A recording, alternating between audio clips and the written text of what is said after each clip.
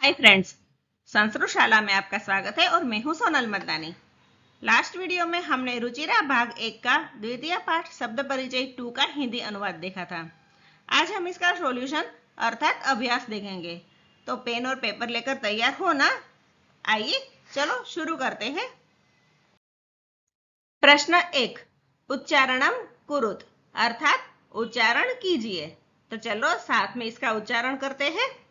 छात्रा, शिक्षिका, नौका, लत्ता, पेटिका, छुरिका, प्रयोगशाला, माला, कलिका, लेखिका, सेविका और गायिका। तो आपने एक चीज तो नोट जरूर की होगी, ये सारे ही शब्द जो है वह आकारांत शब्द है और साथ में स्त्री जाति का बोध कराते हैं। अर्थात यह सारे जो पद है वह आकारांत स्त्रीलिंग शब्द है। प्रश्न 1 ख, चित्राणि दृष्ट्वा पदानि उच्चारयत अर्थात चित्रों को देखकर शब्दों का उच्चारण कीजिए। नीचे जो चित्र दिए गए हैं, चलो इसका उच्चारण करते हैं। सबसे पहले सूचिका यानी नीडल, पिपीलिका यानी एंट, कुंजिका यानी की, द्विचक्रिका बाइसिकल, उत्पीठिका टेबल, मक्षिका हाउस फ्लाई, अग्निपेटिका मैच बॉक्स, मापिका स्केल और वीणा, वीणा ये एक म्यूजिकल इंस्ट्रूमेंट है। प्रश्न 2 क, वर्ण संयोजनम कृत्वा पदम कोष्ठके लिखत अर्थात वर्णों को जोड़कर पद कोष्ठक में लिखिए। नीचे एक एग्जाम्पल दिया हुआ है, उसको देखकर हमें दूसरे करने हैं। अब आप यहाँ पर एक चीज ध्यान रखो, अगर व्यंजन हलंत वाला है और उसके पीछे स्वर है तो पूरा व्यंजन लिखेंगे। अगर स्वर नहीं है तो आधा व्यंजन लिखेंगे और अगर स्टार्टिंग में सिर्फ स्वर है तो वह पूरा स्वर ही आएगा। तो पहले एग्जाम्पल देखते हैं। क व्यंजन है हलंत वाला, उसके बाद उ तो कु हुआ, फिर र प्लस उ रू हुआ और त प्लस अह तह हुआ, तो वर्ड बना कुरुतः। वैसे ही उ अकेला है तो उ लिखेंगे, उसके बाद द आधा व्यंजन है, इसके पीछे स्वर नहीं है तो द आधा लिखेंगे, फिर य प्लस आ का होगा या और न प्लस ए का होगा ने, तो पूरा शब्द बनेगा उद्याने। अब नेक्स्ट क्या शब्द बनता है वह देखते हैं। देखो स, उसके बाद स्वर नहीं है तो स आधा आएगा, फिर थ प्लस आ का था होगा, ल प्लस ई का ली होगा और क प्लस आ का होगा। यहाँ पर जो ई है वह छोटी ई है, इसीलिए ली की छोटी मात्रा आएगी और पूरा शब्द बनेगा स्थालिका। वैसे ही नेक्स्ट घ प्लस अ का घ, ट प्लस ई का टी छोटी मात्रा और क प्लस आ का तो घटी का। इसके बाद स, पीछे स्वर नहीं है तो स आधा, त इसके पीछे भी स्वर नहीं है तो त भी आधा, र और ई तो री, सतरी, सतरी साथ में बोलोगे तो आपको पता चल जाएगा कि ये स्त्री है। स आधा, त आधा, र आधा और ली, तो पूरा शब्द बना स्त्री। ल प्लस ई ली, अंग ये स्वर है तो ऐसे ही स्वर लिख लेंगे और ग प्लस अह गह, तो पूरा शब्द बना स्त्रीलिंग। फिर म प्लस आ मा, प प्लस ई पी और क प्लस आ का, मा पी का। प्रश्न 2 ख, पदानां वर्ण विच्छेदम प्रदर्शयत अर्थात पदों का वर्ण विच्छेद प्रदर्शित कीजिए। मैंने पाठ 1 के अभ्यास में आपको बताया था, अगर व्यंजन हलंत वाला है तो आधा व्यंजन लिखेंगे, अगर हलंत वाले व्यंजन के बाद स्वर है तो पूरा व्यंजन लिखेंगे और स्वर है तो वो एज इट इज ही आ जाएगा। चलो देखते हैं। पहले एक एग्जाम्पल दिया है कोकिले, तो को का क्या होगा, क प्लस ओ, की का होगा क प्लस ई छोटी आएगी क्योंकि की में छोटी मात्रा है, और ले का होगा ल प्लस ए। अब हम करते हैं चटके का, तो पहले च का क्या होगा, च प्लस अ होगा क्योंकि च हलंत वाला, इसके बाद अ लगने से ही पूरा च बनता है। वैसे ही ट का होगा ट प्लस अ, और के का होगा क प्लस ए। आपको यहाँ पे एक ध्यान रखना है, जो भी वर्ण है वो सारे हलंत वाले लिखने हैं। अगर आपने पूरे वर्ण लिख दिए तो आपका गलत हो जाएगा, तो वर्ण सारे हलंत के साथ ही लिखने हैं। अब देखते हैं धाविका। धाविका हा, तो धा का होगा ध प्लस आ, व का होगा व प्लस ई, और काहा का होगा क प्लस आहा। फिर है कुंची का, तो उसका बनेगा क प्लस उ, कु। फिर अंग, ये स्वर है वो लिखना है, जो बीच वाला ये जो वाला स्वर है वो है, ठीक है। फिर च की छोटी मात्रा है, तो च प्लस ई, और का क प्लस आ। फिर है खटवा, तो ख का होगा ख प्लस अ। अब बीच में देखो यहाँ पर ट है वो हलंत वाला है, तो हम ट हलंत वाला ही लिखेंगे, इसके बाद कोई स्वर नहीं लिखेंगे। फिर है वा, तो व प्लस आ। इसके बाद शब्द है छुरी का, तो छ का बनेगा छ प्लस उ, छु। फिर र प्लस ई, री, और क प्लस आ, का। अब देखो इसमें मैं हलंत भूल गई हूँ, तो आपको ये गलती नहीं करनी है वरना आपका गलत हो जाएगा। छ में हलंत लगेगा तभी ये सही बनेगा। प्रश्न 3, चित्राणी दृष्टवा संस्कृत पदानी लिखत, अर्थात चित्रों को देखकर संस्कृत पद लिखिए। अब ये सारे चित्र बुक में दिए हुए हैं, तो सबसे पहला चित्र किसका है, टेबल है, तो टेबल को क्या कहेंगे, उत्पीठिका। अब पी में बड़ी मात्रा है और ठी में छोटी मात्रा है, आपको मात्रा का ध्यान रखना है तो ही शब्द का अर्थ सही बनता है। फिर है पेटिका, उसके बाद जो चित्र है वो बोट का है तो उसको कहेंगे नौका। उसके बाद गोरैया है जिसको कहेंगे चटका। उसके बाद लेडीज है एक जो ओल्ड एज है तो उसको कहेंगे वृद्धा। और अंत में स्केल है जिसको कहेंगे मापिका। आपको ये सारे शब्द है वो याद रखने हैं ताकि आपकी वोकेबुलरी सही हो जाए। प्रश्न 4, वचनानुसार रिक्त स्थानानी पूरयत, अर्थात वचन के अनुसार रिक्त स्थान भरिए। नीचे एक एग्जाम्पल दिया है, सबसे पहला है लता, लते, लताहा। तो यह सुनकर आपको पता चलेगा कि ये जो वर्ड है वो लता है, मूल वर्ड, तो ये है वो आकारांत स्त्रीलिंग शब्द है। तो सारे ही जो वर्ड है वो आकारांत स्त्रीलिंग है। उसका द्विवचन में क्या बना है, लते, और बहुवचन में बना है लताहा, अर्थात द्विवचन में ए लगा है और बहुवचन में आहा लगा है। वैसे ही हम बाकी के भी करेंगे। दूसरा वर्ड है गीता, जिसमें ए लगने से बनेगा गीते और आहा लगने से बनेगा गीताहा। अब इसके बाद है पेटिके, जो द्विवचन का रूप है, तो एक वचन में रूप एज इट इज ही आएगा। तो पेटिके है वो किसका है, आकारांत स्त्रीलिंग शब्द पेटिके का कौन सा है, तो वह है पेटिका। और बहुवचन में आहा लगेगा तो बनेगा पेटिकाहा। उसके बाद है खटवाहा, तो खटवाहा का आकारांत स्त्रीलिंग शब्द है खटवा, और द्विवचन में एक ही मात्रा लग के बनेगा खटवे। उसके बाद सा है, तो ये जो सा है वो सर्वनाम शब्द है, तो सा, ते, ताहा बनता है। ये मैंने आपको लास्ट वीडियो में बता दिया है। उसमें सा में से या साहा नहीं होता है, सा, ते, ताहा होता है, ये आपको रट लेना है। इसके बाद का शब्द है रोटिका, जिसका आकारांत स्त्रीलिंग शब्द है रोटिका।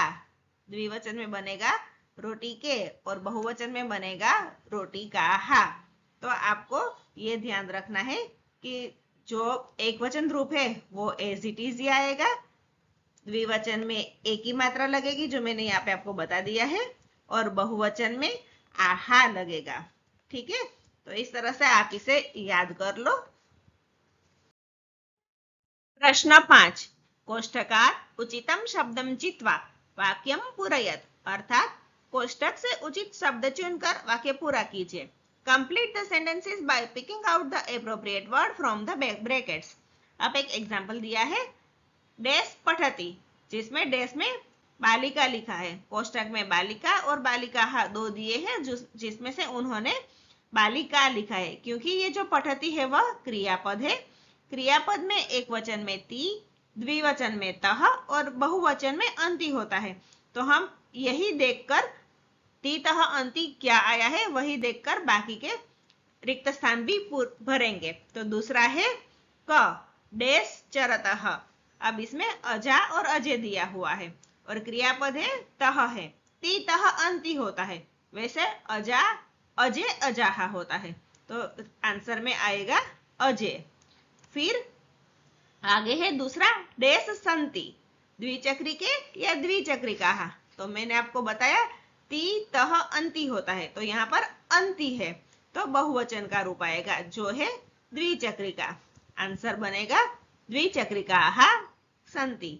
इसके बाद है ग डैश चलती, यहाँ पर ती है तो एक वचन का रूप आएगा। नौका और नौके दोनों में से नौका है वह एक वचन का है, इसलिए आंसर में आएगा नौका चलती। इसके बाद डैश अस्ति, अस्ति है वह ती तह अंति में ती वाला रूप है, अर्थात एक वचन का ही रूप है। तो सूचिके और सूचिका दोनों में से सूचिका एक वचन है, इसलिए आंसर में आएगा सूचिका अस्ति।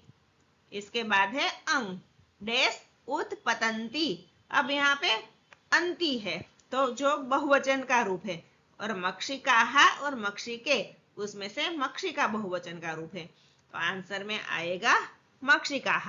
मक्षिकाः उत्पतन्ति।